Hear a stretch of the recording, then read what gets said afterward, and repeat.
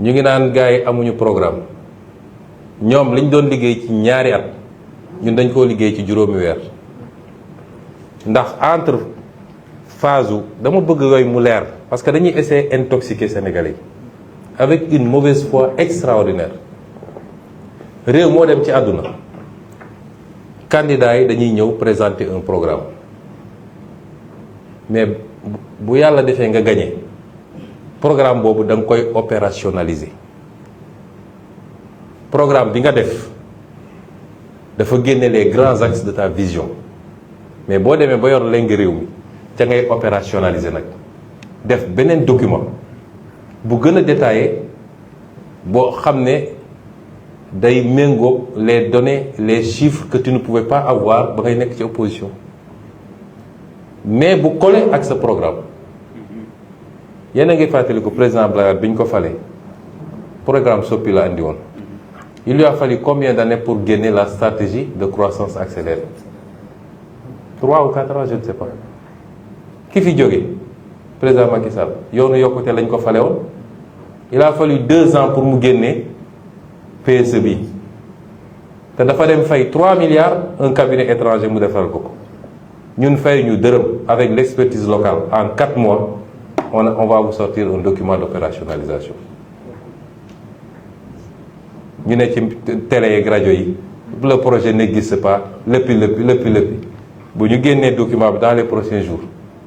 ci anam boo xam ne kenn ku ne ci yéen bu ko gisee dina xam ndax lii dina changer Sénégal wala du ko changer référentiel boobu nag bu ñu ko génnee la liggéey bi di lancé wu dëgg-dëgg te liggéey boobu dafa laaj vulgarisation dafa laaj communication dafa laaj sensibilisation ñu koy def nag ak toutes les composantes civisme service civique citoyenneté communication il y a un bureau spécialement à la primature pour ça ak yeneen kon kan moo gën a yomb kan moo gën a am facilité ci tasaare message wala vulgariser qu'un artiste amul kon seen mission jeexagul mu ngi doog a commencer et c'est pourquoi est un artiste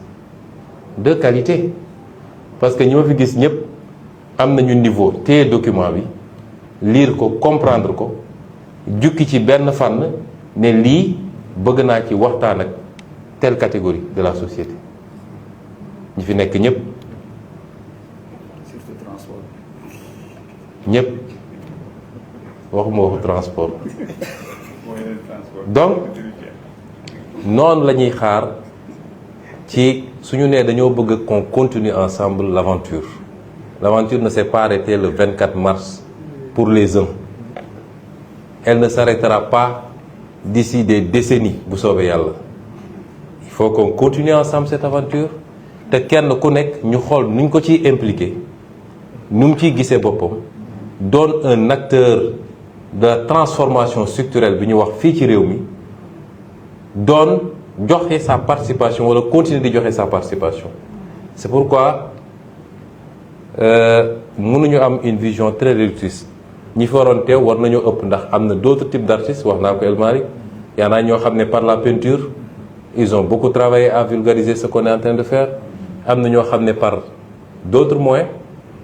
et on va continuer à élargir keroog bi may installer le comité pour célébration Thiaroye 44 nga xam ne c'est une obligation mémorielle pour nous mënuñu continuer de subir l'histoire même quand elle nous a été imposée par le sang ba pare duñu rétablir la vérité historique ba suñuy doom ak suñuy sët xam li fi xewoon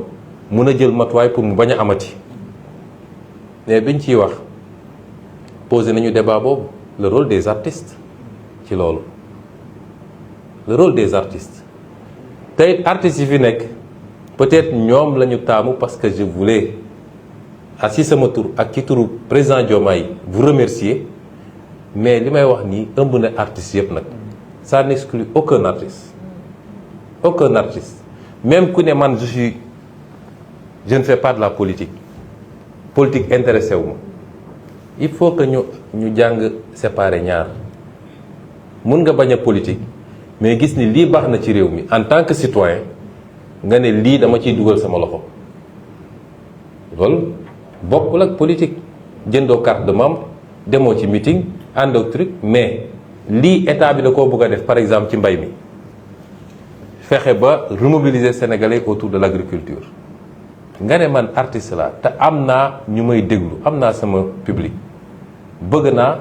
jàpp ci lii parce que lii su doxee réew mi naat ça n'a pas de rapport avec la politique c'est pas un engagement politique mais les gens font souvent l'amalgame noonu nga xam ne imam biy def prêcham wala prêtre biy def sermon jàpp na ni lii baax na suñ ko defee mu ne tey dinaa xutba ci retour à l'agriculture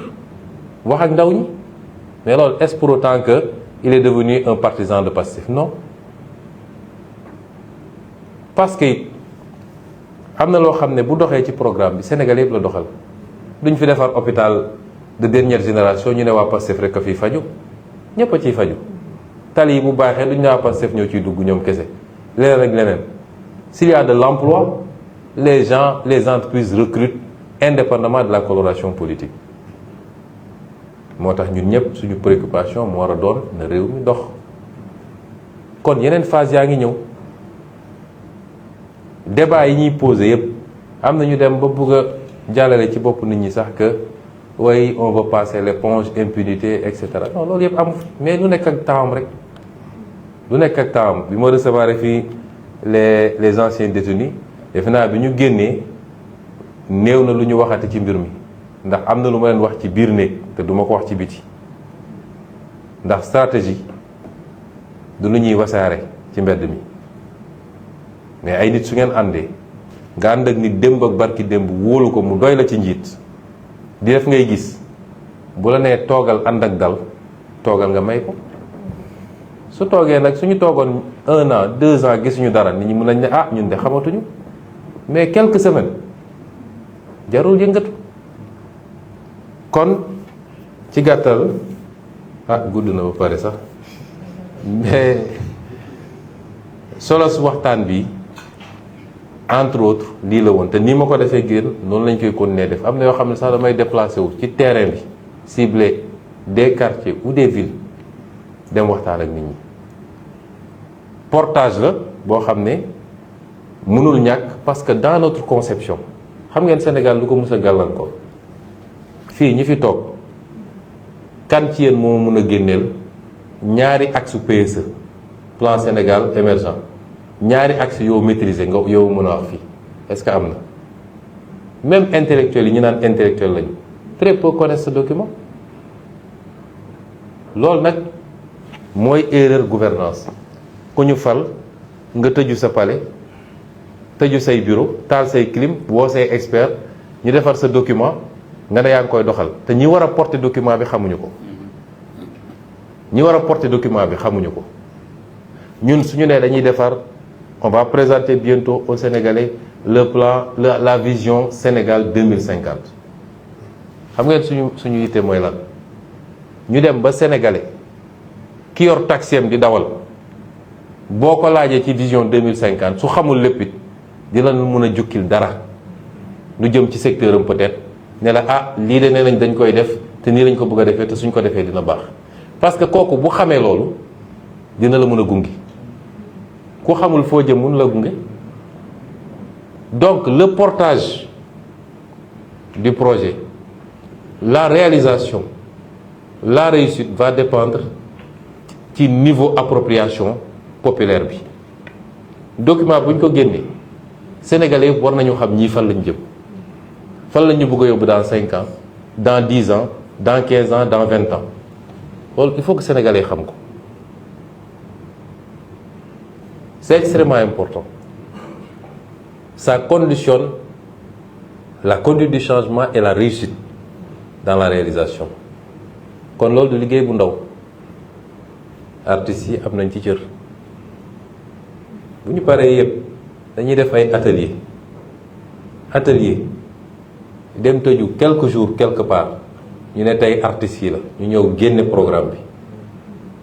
experts yi def exposé nit ñi poser seen question ngeen comprendre lii lan la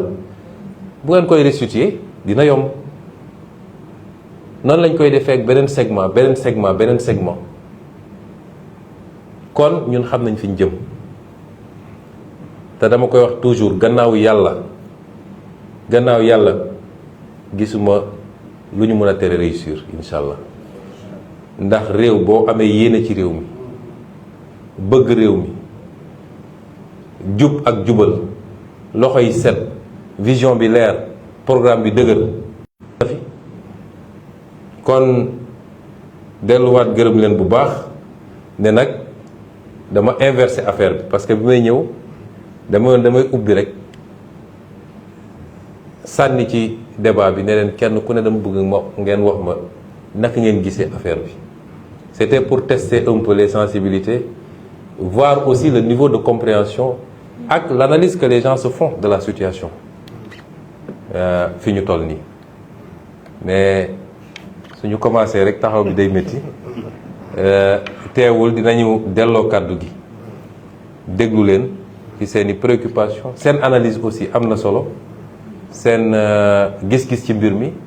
ak seeni suggestion seeni recommandation parce que yéen a ngi nekk en contact ak ay nit yoo xam ne man nekkuma ak ñoom en contact président Diomaye nekkul ak ñoom en contact te loolu dafa am solo aussi ci liggéey bi merci beaucoup kon ma bàyyi El Malick